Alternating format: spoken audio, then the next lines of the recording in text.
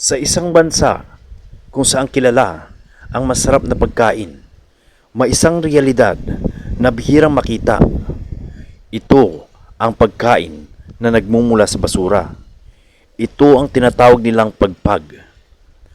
Ako nga pala si Eldo Nakain at sa vlog na ito ay sisilipin natin ang buhay ng ilang Pilipino na umaasa sa pagpag para mabuhay.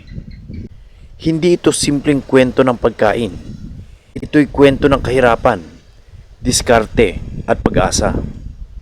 Ang pagpag ay tirang pagkain, karaniwan mula sa mga fast foods na kinokolekta mula sa basurahan, nililinisan, niluluto muli at kinakain.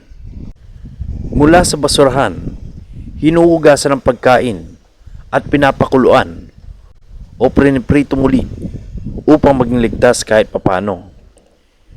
Pero kahit pa ito ay niluto na, hindi pa rin maiwasan ang panganib sa kalusugan. Ayon sa mga eksperto, ang pagkain ng pagpag ay maaaring magdulot ng sakit tulad ng food poisoning at iba pang mga impeksyon. Ang pagpag ay hindi lamang tungkol sa pagkain. Ito ay simbolo ng mas malalim na problema.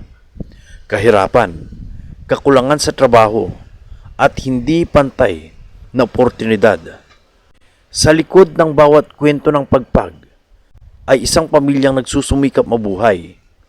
Isang paalala na sa gitna ng kasaganahan ng ilan, may mga Pilipinong patuloy na lumalaban para sa susunod na pagkain.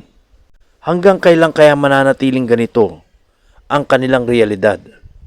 Ang kwentong ito ay hindi lamang para makita, kundi para maintindihan na sa likod ng kahirapan, may mga kababayan tayong nagsusumikap mabuhay kahit sa mapanganib na paraan.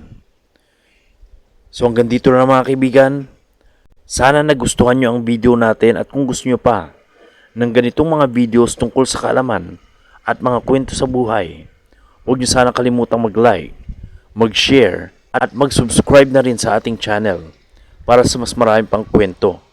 So hanggang dito na mga kaibigan, and as always, have a nice day everyone.